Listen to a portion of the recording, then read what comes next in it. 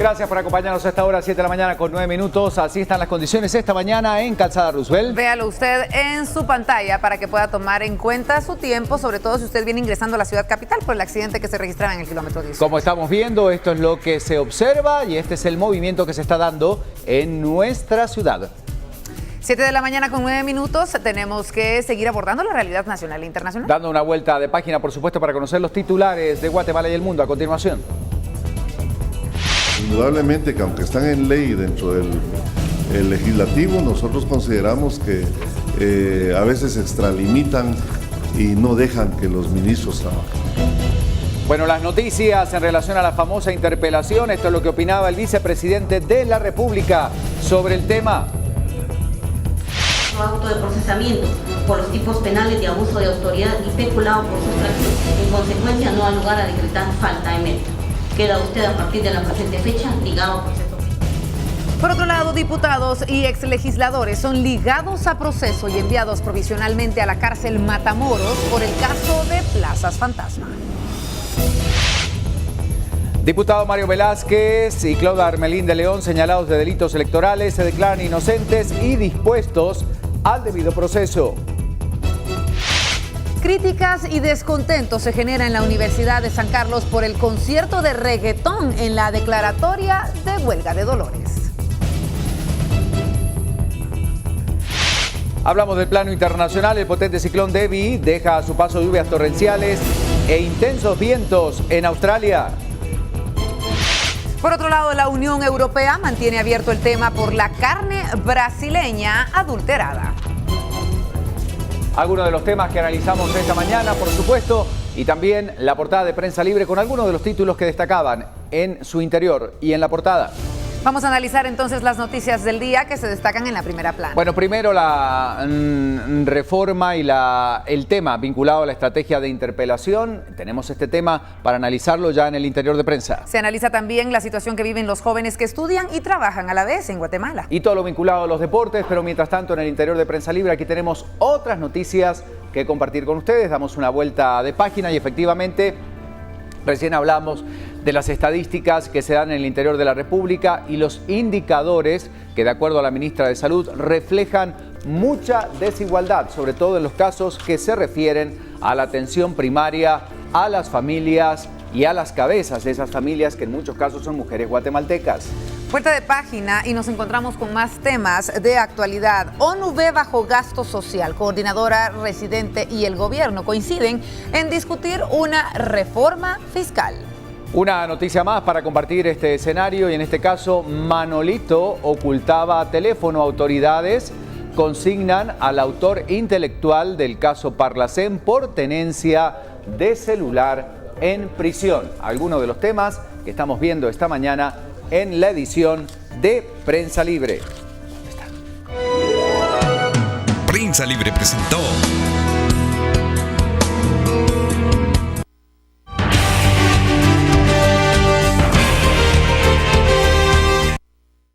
Que hoy nos está ocupando el de la interpelación a la ministra de Salud, esta generación de distintos puntos de vista en relación al tema. Escuchamos recién algunas de las declaraciones que daba hace algunos días el diputado del Movimiento Reformador en relación a por qué sería convocada la ministra al hemiciclo y la opinión también de algunos otros sectores de lo que se considera una pérdida de tiempo justamente para un funcionario por la cantidad de horas que se podrían llegar a invertir justamente en las preguntas que se le tiene que hacer a esta funcionaria. Todavía está en tela de juicio o en una decisión que no termina de tomarse en relación a esta interpelación que se haría mañana a las 10 de la mañana y hay distintas posiciones. Por eso le preguntamos al diputado independiente Álvaro Velázquez. Diputado, gracias por recibir nuestra llamada telefónica. ¿A favor o en contra de la interpelación a la ministra de Salud? ¿Cuál es su posición al respecto? Lo escuchamos. Buen día. Buenos días, Ricardo. Por supuesto en contra, porque es un show con espurio, con motivos políticos claramente tendientes a la destitución de la ministra y a boicotear el trabajo que se ha venido realizando de recuperar el sistema de salud en función de lo público, de aperturar la transparencia y de los convenios que se han realizado al interno con la CICIG, Fundesa y otros sectores, y de la revisión de los contratos anómalos, etcétera, bajo un modelo incluyente de salud Y en ese sentido nos parece que lo que ha estado ocurriendo es la concertación ciudadana a favor de la ministra, la identificación de estos motivos espurios, y por eso mismo creemos que aunque esté ya está agendada para mañana tanto la interpelación de la ministra como del ministro de Comunicaciones, puede ser que ambas sean retiradas el día de hoy, o sea, entre hoy y mañana, y que lo que veamos mañana más bien sea una recular en esa intención y poner otros tópicos de agenda. Eso sería ya, de hecho creo que ya es un triunfo ciudadano, tanto en las redes sociales como de la opinión pública y de los diputados que nos hemos mostrado en contra. ¿A qué responde? Usted hablaba justamente, pero ¿cuál es el verdadero fin que hay detrás de esta convocatoria? Hemos conocido casos de anteriores gestiones gubernamentales, de ministros que en otras gestiones de gobierno, bueno, han pasado horas y horas y horas en el hemiciclo respondiendo preguntas que en definitiva no llevan o no tienen una conclusión que pueda aportar algo justamente a la gestión o al trabajo de estas carteras. ¿Qué hay detrás de todo esto desde su punto de vista, diputado?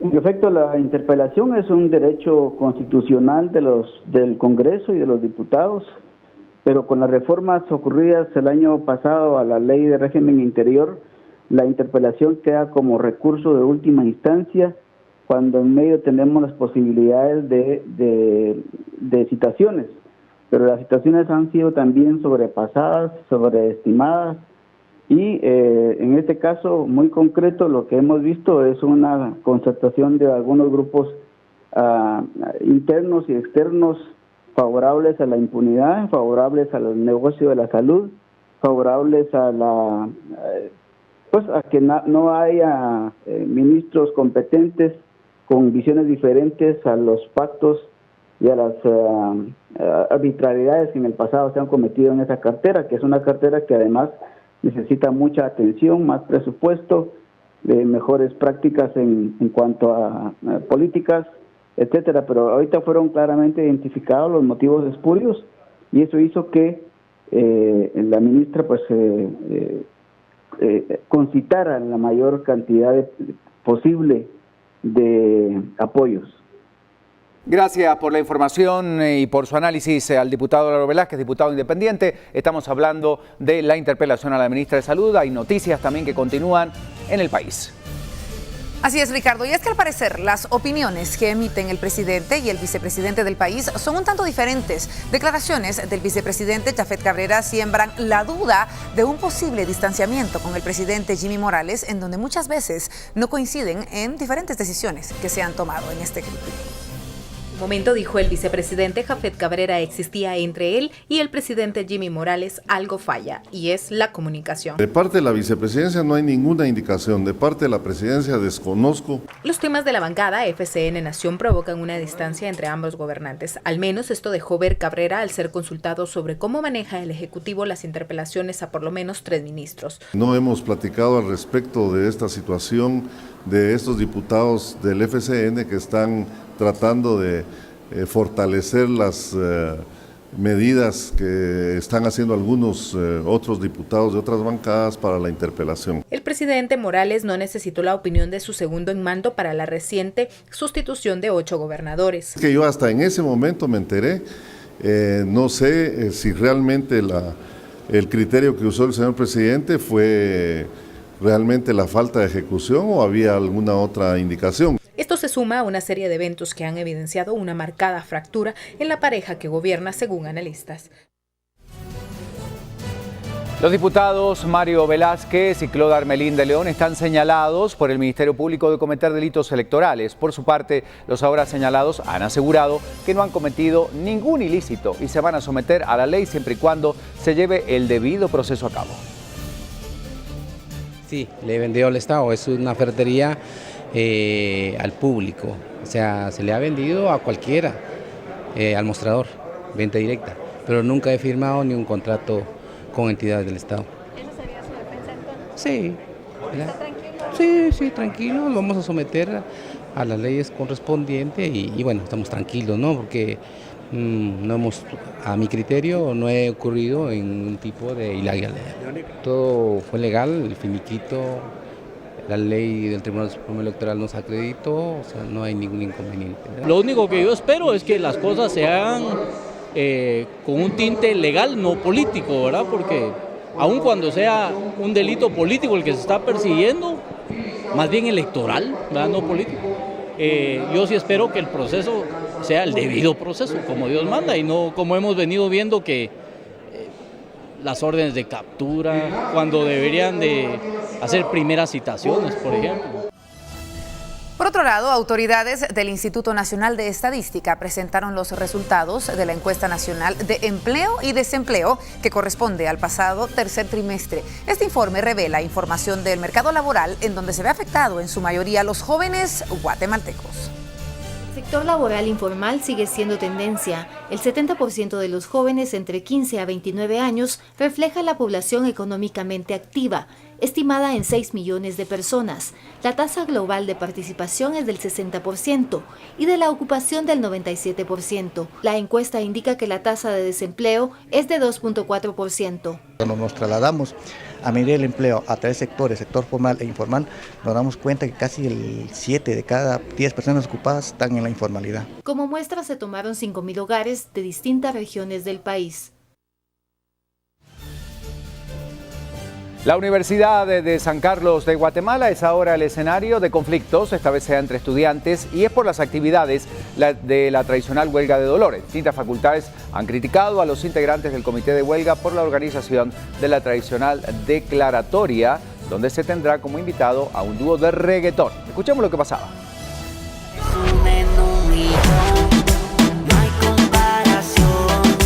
Este grupo de reggaetoneros son la causa del malestar que viven grupos estudiantiles y huelgueros de antaño de la Universidad de San Carlos de Guatemala. Afirman los propios estudiantes que están en desacuerdo con el cronograma de actividades de la declaratoria de huelga de dolores. Para íconos huelgueros como el médico José El Sordo Barnoya, la declaratoria ya perdió su fin, que era denunciar por medio de la música y sátira. Mire, yo apoyo toda actividad que sea universitaria, pero si van a entrar grupos ajenos a la universidad o ajenos que vengan del exterior, yo me opongo totalmente. El Sordo afirma que los responsables son los actuales dirigentes de la AEU, que se han aprovechado de su poder para agenciarse de dinero. Para su majestad, el rey feo del año 2001, Tesócrates, la declaratoria es para el estudiante consciente y consecuente, no para realizar fiesta que no lleve mensaje combativo. Realmente nuestro grito ha sido: aquí está tu son Chabela, y no aquí está tu flow Chabela. No, compañeros, por favor, tratemos de meditar un poco. El honorable comité de huelga afirmó que el que no quiera ir, que no llegue, ya que nadie está obligado a ir. Detallan que el concierto se hace porque se hace.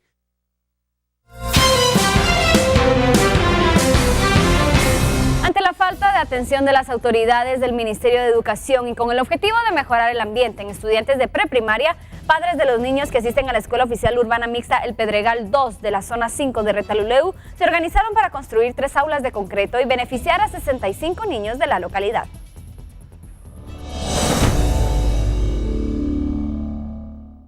Vecinos indicaron que en los últimos años la población estudiantil ha crecido y los estudiantes de los grados de preprimaria están recibiendo clases en una aula que está dividida improvisadamente y afecta en la enseñanza. Hemos estado luchando por las aulas, ya que, como dijo el director, hemos tocado puertas, no nos las han abierto, entonces luchamos y gracias a Dios hay gente todavía de buen corazón que nos han tomado las cosas en serio y nos han donado materiales, gracias a los compañeros acá también que nos hemos propuesto hacerlo, porque si esperamos del gobierno, nunca el gobierno nos va a dar toda la solución a nuestros problemas.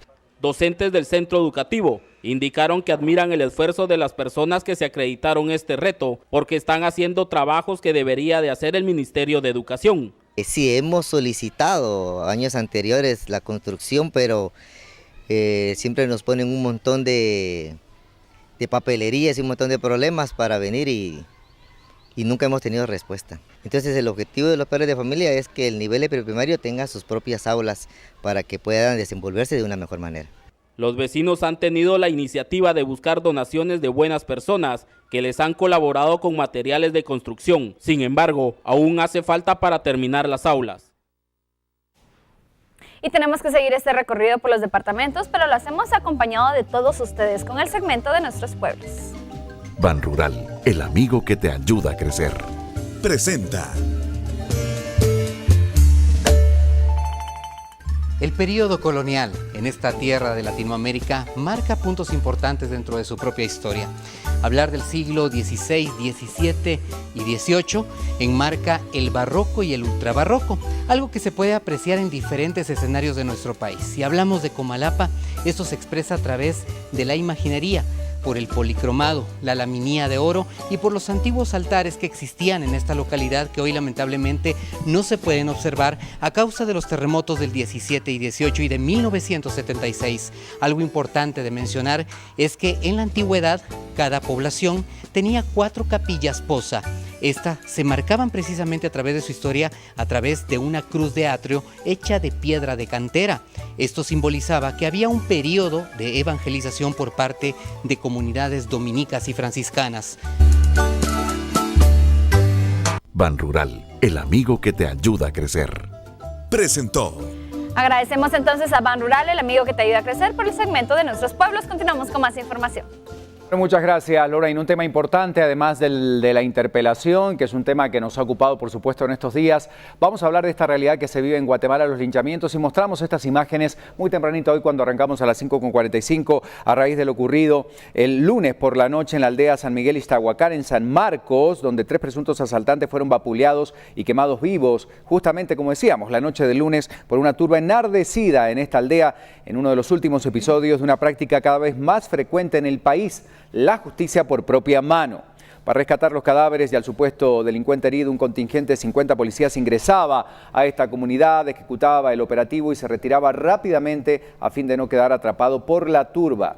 Y justamente hay estudios del Grupo de Apoyo Mutuo donde al menos 310 personas han muerto linchadas en Guatemala en los últimos 9 años y los heridos por estos hechos sobrepasan el millar.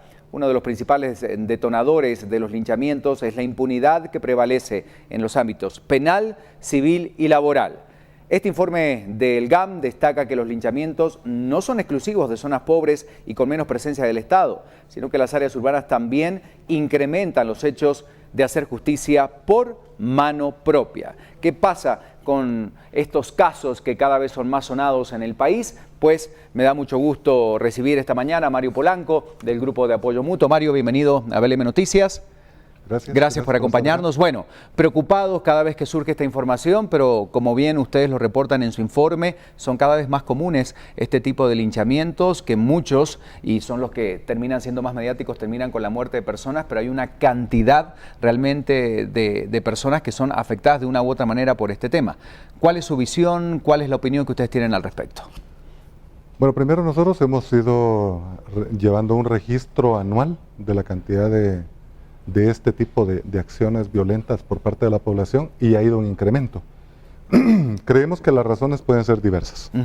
Incluso en algún momento puede ser utilizado políticamente para desprestigiar, por ejemplo, a las autoridades de gobierno. No lo descartamos nosotros, que ha habido momentos en que ha sido necesario desviar la atención hacia ese tipo de problemas y se han incrementado. ¿Y este sería el foco justamente por el que se generan en algunos casos? Por eso digo en algunos casos, pero no necesariamente en eso. También ha sido utilizado por desconocimiento por parte de la población. Cuando ven a alguien extraño en la comunidad, simplemente le echan la culpa a esos extraños sobre algo que está ocurriendo. Pueden ser encuestadores, por ejemplo, pueden ser trabajadores del INE o del Ministerio de Salud, por ejemplo, o de alguna organización social, o también creemos nosotros que en la generalidad de los casos se debe a esa frustración que hay de parte de la población sobre la debilidad que hay en las instituciones del Estado. Son las instituciones del Estado las que generan este tipo de molestia, creo yo, en la población, y la población opta por ya no confiar en las instituciones, sino aplicar la justicia por mano propia. Correcta o incorrecta, realmente lo que esto genera es que Guatemala vaya quedando como un país muy violento frente a la comunidad internacional. En la actualidad, yo creo que en ningún país de la región están linchando personas. Tenemos entendido que hace algunos años ocurrió un linchamiento en Nicaragua, 2 en Honduras, pero no en la cantidad tan frecuente como ocurre en el país. Es una práctica mucho más común si lo ponemos en el contexto centroamericano en Guatemala. Ahora decimos, no es exclusivo de las zonas más pobres, de acuerdo al informe que ustedes daban a conocer recientemente. Así es, no es exclusivo ni de zonas indígenas ni de zonas pobres. Sin embargo, nosotros sí vemos que en la mayor cantidad de casos sí ocurren en el altiplano del país. La mayor cantidad de casos ocurren en Alta Verapaz, El Quiché, Huehuetenango, Sololá, por ejemplo, por citar algunos de estos departamentos. Coincide esto con el hecho de que son departamentos con mayoría de población indígena, pero también hemos registrado casos en departamentos como Chiquimula, Zacapa, Jutiapa, por ejemplo, muchos aquí en el departamento de Guatemala. Incluso ha habido linchamientos hace algunos años frente al Palacio Nacional. Eso es algo sorprendente porque se supone que alrededor de estas instalaciones hay suficiente seguridad como para evitar que, por ejemplo, vaya a ocurrir un linchamiento.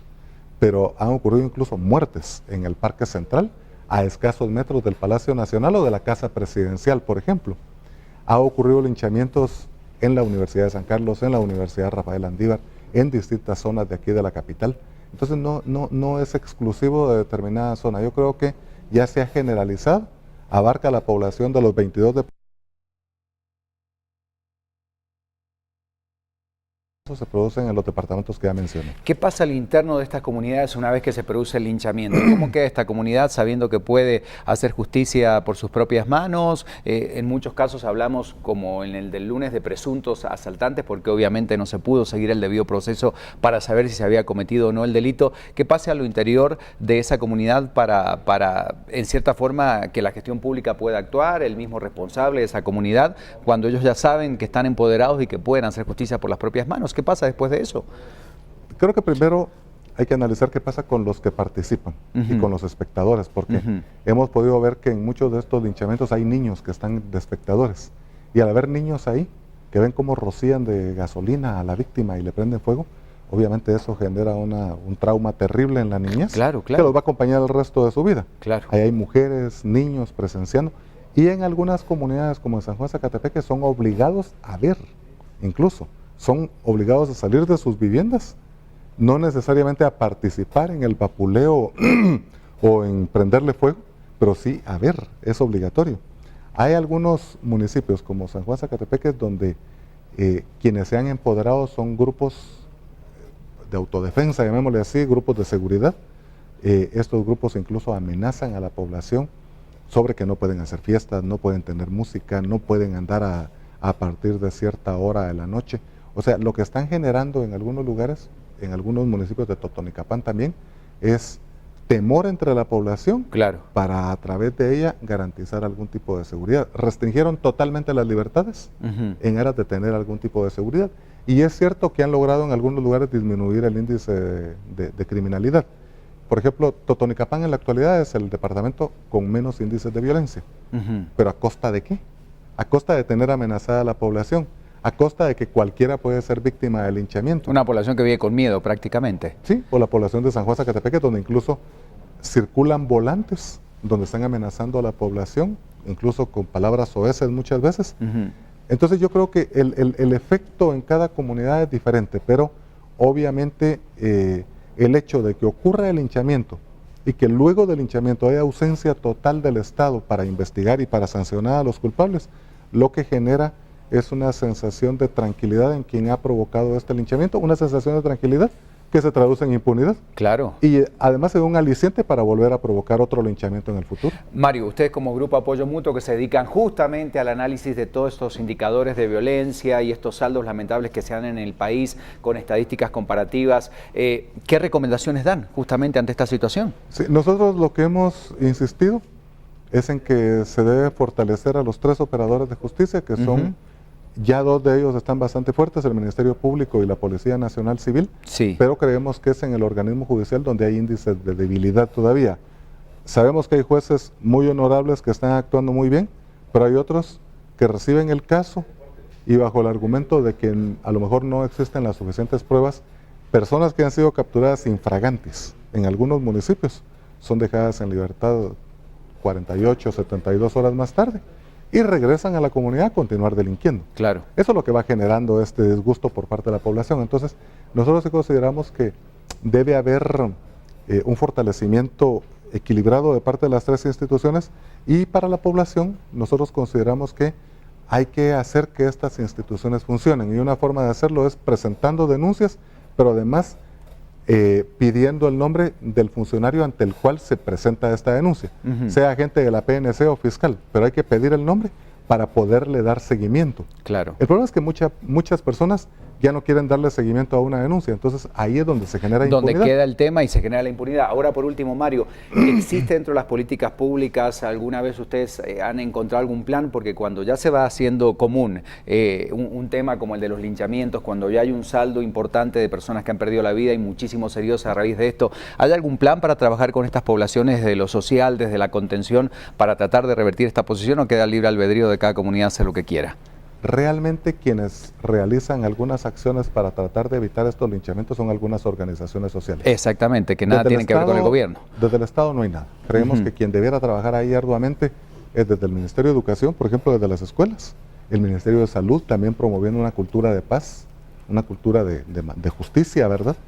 Y sobre todo creo que el mismo Ejecutivo, en coordinación con el organismo judicial, deberán impulsar campañas de dignificación del policía, de dignificación de los funcionarios públicos, y además crear programas de reacción inmediata. Cuando la población denuncie por teléfono, que se presenten las autoridades de manera inmediata. Porque la pregunta es, Mario, ¿cómo sigue operando la policía? En este caso, que se fueron para no ser atacados por la turba. ¿Con qué autoridad la policía puede seguir trabajando, o las autoridades de ese lugar, después de lo ocurrido, justamente con un linchamiento, y cuando prácticamente salen huyendo para no ser atacados por la turba? ¿Cómo vuelven a operar? ¿Cómo vuelven otra vez a administrar seguridad en esos lugares?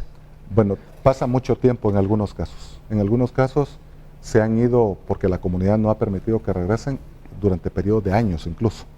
Creemos que lo que ha faltado ahí es diálogo, porque debe haber un proceso de diálogo en que se involucre a todos los actores locales, al alcalde y a las organizaciones que funcionen ahí con la población, para que todos juntos, con la presencia del ministro de Gobernación si es necesario, lleguen a acuerdos en que les permitan regresar a los policías, pero ya sobre la base de generación de indicadores para ver cómo es que van a funcionar, sobre resultados. Y de reglas claras, obviamente, para toda la comunidad. Claro, porque si en el municipio va a haber policías que andan en estado alcohólico, que están en amistad con delincuentes, por ejemplo, van a volver a caer en lo mismo posteriormente.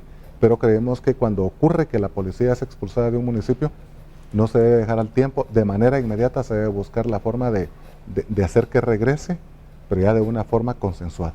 Muchas gracias, Mario, por acompañarnos esta mañana. Mario Polanco, del Grupo Apoyo Mutuo, muy amable por acompañarnos y darnos su opinión y sobre todo el estudio que ellos vienen realizando con el conocimiento de este tema. Y usted también preguntaba y respondía, mejor dicho, a través de redes sociales, Pedro, la gente con el tema que hoy estamos planteando. Así es, Ricardo, y bueno, muchas gracias a nuestro invitado también, y sí, tenemos bastantes comentarios ya en Facebook y también en Twitter, también ya tenemos pues algunos indicadores de cómo nos va entonces en esta pregunta importante. Entonces, a ver cuáles son sus opiniones. Vamos a poner en pantalla algunos de los comentarios que ustedes de muy temprano pues ya tenía para responder esta pregunta. ¿Cuáles cree que son las causas por las cuales surgen los linchamientos en el país? El hashtag pues BLM linchamientos, y algunas de estas pues bueno, ya las podemos poner en pantalla y se las voy a leer para que usted también pues sepa cuál es el sentir de algunos televidentes. Por ejemplo, pues Eric Orlando Morales Rodríguez pues ya nos describe y dice pues surgen porque la gente ya está cansada de tanta delincuencia, de que las autoridades no hagan nada al respecto sobre el tema de inseguridad. Hoy los atrapan y ya mañana andan libres, como si nada. Orozco Miranda Mayra Maliormi, también pues la saludamos en esta mañana, y dice: las leyes obsoletas o sistema judicial es débil, jueces y o abogados corruptos, gobernación insuficiente, inseguridad y derechos humanos un tropiezo.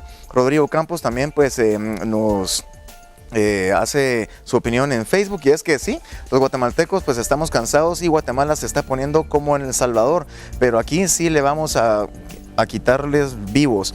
Ya nos vamos a levantar, ya estamos cansados que los derechos humanos solo protegen a los delincuentes y este presidente inepto pues que tenemos. Gracias. Marcus Shilo también pues se hace presente en esta mañana y dice: la corrupción la mala aplicación de la pseudojusticia dejan a los delincuentes en libertad aduciendo falta de mérito o que acudan detrás de los derechos humanos. Un mal para la población honrada, ya que defienden a los delincuentes y ponen de rodillas a la gente trabajadora. Hay varios comentarios, hemos seleccionado pues algunos al azar, y entre esto tenemos a Walfred Girón para ir terminando, y dice: a falta de confianza en nuestras leyes, no es que no existan leyes, creo que hay hasta de más, pero no las respetan, menos las cumplen. Estos entonces algunos de los comentarios que son en base a la pregunta que le hacíamos desde las 5:45 de la mañana, y también pues siempre el agradecimiento por dejarnos saber cuál es su opinión y compartir con nosotros esta pregunta. Muchas gracias, y bueno, hasta aquí las redes sociales y seguimos con más.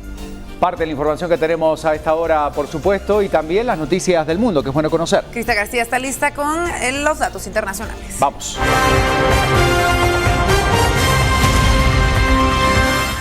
Continuamos destacando más portadas internacionales y ahora nos vamos hasta Honduras, el diario de Centroamérica, y precisamente la prensa que circula en este país destaca la noticia de Estados Unidos y sube rápido la cifra de los hondureños detenidos en las redadas. Hay preocupación en Florida porque el 1 de abril van a cerrar un albergue que atiende a más de 200 niños que entraron a los Estados Unidos solos y que no se sabe qué pasará con ellos. Hablan también de la OEA, que destaca la estrategia de Honduras contra la corrupción y del nuevo ataque de Roya que puede poner la crisis en el sector del café. Vamos ahora a repasar más noticias.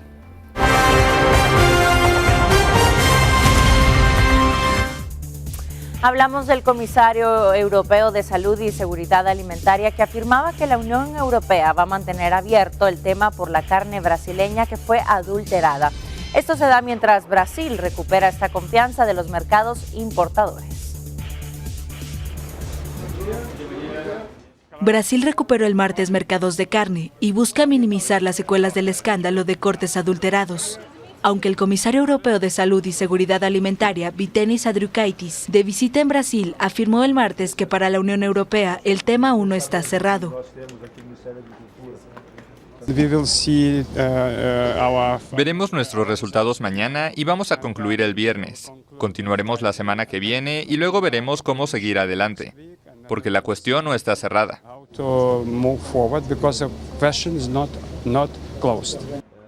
La Unión Europea mantiene el bloqueo a los 21 frigoríficos involucrados en el escándalo de carne podrida, disfrazada con ácidos cancerígenos y colorantes. Las mismas restricciones están vigentes en otros países importadores, como Hong Kong, que el martes levantó la veda total que mantenía sobre la carne brasileña. Todos los grandes mercados para los exportadores de carnes se encuentran nuevamente abiertos para el consumo humano, aunque Europa hará una evaluación para analizar los últimos acontecimientos. Y en otros temas, la primera ministra británica Theresa May firmaba la carta que enviará a Bruselas en este día para poder solicitar oficialmente la salida del Reino Unido de la Unión Europea. Esto se da horas después de que el Parlamento escocés reclamara un nuevo referéndum de independencia. La primera ministra británica, Theresa May, firmó el martes la carta oficial con la que se dará inicio a la salida del Reino Unido de la Unión Europea. El documento será entregado a Bruselas el miércoles para poner en marcha el artículo 50 del Tratado de Lisboa, cláusula de salida del bloque. De esta manera comenzarán 2 años de negociaciones para determinar las condiciones del Brexit. Horas antes, el Parlamento escocés reclamó a Londres la convocatoria a un nuevo referéndum de independencia entre finales de 2018 y comienzos de 2019. May ha insistido en que no es el momento para una consulta independentista y se ha mostrado determinada a salvaguardar la unidad de Inglaterra, Escocia, Irlanda del Norte y Gales. Pero el gobierno de Edimburgo se mantiene firme en que la votación de su parlamento tiene que ser respetada por Londres. Miles de retirados británicos en España temen verse forzados a regresar al Reino Unido si pierden el acceso a los servicios de la sanidad pública española. Esto se da como un resultado de la salida de su país de la Unión Europea. Mientras el Reino Unido se prepara para la activación del Brexit el miércoles, los pensionados fuera del país viven un panorama incierto, como ocurre con la comunidad británica asentada en Costa del Sol en España. Fui trabajador independiente por 30 años, compré pensiones privadas y no están ligadas a la inflación, pero suben 3% por año. Así que puedo vivir bien aquí. En Inglaterra no podría vivir nada bien. Todo es mucho más barato aquí. David asegura que tampoco podría costear la atención médica que aquí recibe de manera gratuita. Miles de personas comparten su preocupación, que también incluye el temor a un recorte en las pensiones o incluso verse forzados a volver a su país.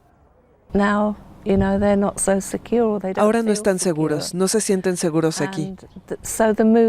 El sentir en general es de ansiedad y todo lo que podemos ofrecer por el momento es apoyo, porque no hay respuestas a ninguna de sus preguntas. La caída de la libra en un 15% de su valor ha sido especialmente dura para quienes dependen por completo de su pensión estatal. El gobierno español cree posible cerrar rápidamente un acuerdo con Londres para garantizar los derechos de los expatriados británicos residentes en España. También lo creen personas como Mark, quien votó a favor del Brexit. No van a querer que nos vayamos y nos llevemos todo nuestro dinero y nuestro cariño por España. En el país viven poco más de 300.000 británicos. Una tercera parte supera los 65 años. Esto convierte a España en el país que alberga más expatriados del Reino Unido en todo el mundo. 7:45, finalizamos el recorrido por noticias del mundo acá en VLM Noticias. Después de este recorrido tenemos que hablar también de la actividad deportiva. Vamos contigo, Pedro, adelante.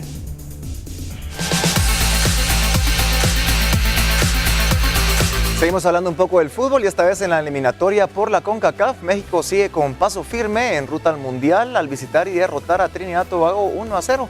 Y bueno, mientras Honduras falló en casa y dejó escapar la victoria que ya tenía ante Costa Rica. Aquí el resumen. La H no pudo en casa y dejó escapar una victoria ante Costa Rica, con quien finalizó con un amargo empate a un gol. Una serie de errores defensivos permitió a Anthony Lozano poner a ganar a los catrachos a los 35 minutos del primer tiempo. El empate llegó en un tiro de esquina donde Kendall Watson ganó en la defensa y le dio 3 puntos de oro a los ticos. Partido entonces. México venció a Trinidad 1-0 en un partido disputado en el estadio Hasley Crawford en Puerto España por la cuarta jornada de la hexagonal final de la CONCACAF para la Copa del Mundo de Rusia 2018. En la jugada controversial del juego se dio al minuto 32. Los trinitenses atacaron con superioridad numérica, 3 contra 2 mexicanos. Molino abrió el juego con Jones y lateral izquierdo en posición reglamentaria apareció en el área para fusilar de zurda al portero Alfredo Talavera. Lamentablemente la jugada fue invalidada. La única anotación del encuentro llegó al minuto 58, luego que Diego Reyes llegara a cabecear un tiro de esquina y de esta forma afianzó a México en el liderato invicto de la hexagonal con 10 puntos, mientras la escuadra trinitense se quedó con 3 unidades en la parte baja de la tabla. Muy bien, entonces hasta aquí la información. Hemos terminado con el deporte por esta mañana, pero vamos con más detalles de noticias con los compañeros.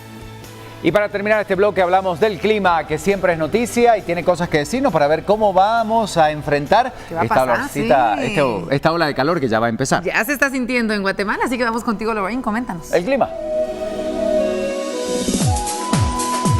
Así es, compañeras, 7 de la mañana con 47 minutos y tenemos que seguir platicando entonces del clima y sus temperaturas para el resto de esta jornada, pero también para los próximos 4 días, para que usted empiece a hacer ya planes para este fin de semana. Temperaturas mínimas que oscilan entre los 12-13 grados centígrados a lo largo de esta semana, máximas que oscilan entre los 27 y los 28, y vemos que los cielos en su mayoría permanecen parcialmente nublados. Sin embargo, para iniciar el fin de semana entonces, el viernes y sábado podríamos tener posibilidades de lluvia que se estarían incrementando y tormentas eléctricas también, para que usted lo tome en consideración.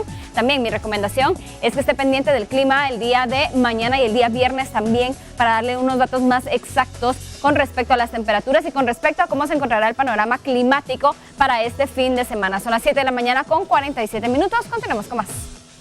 Pausa y volvemos con un último repaso informativo. Cuando regresemos hablamos de temas nacionales y los pocos protocolos que existen para prevenir incendio en diferentes regiones de nuestro país. En otros temas, una mesa de alto nivel para abordar el tema de la niñez guatemalteca, uno de los grupos más vulnerables del país. Además, hablamos de la tercera feria del arte maya, las diferentes actividades en el interior del país. Hay más de los deportes, todo eso en instantes. Ya regresamos.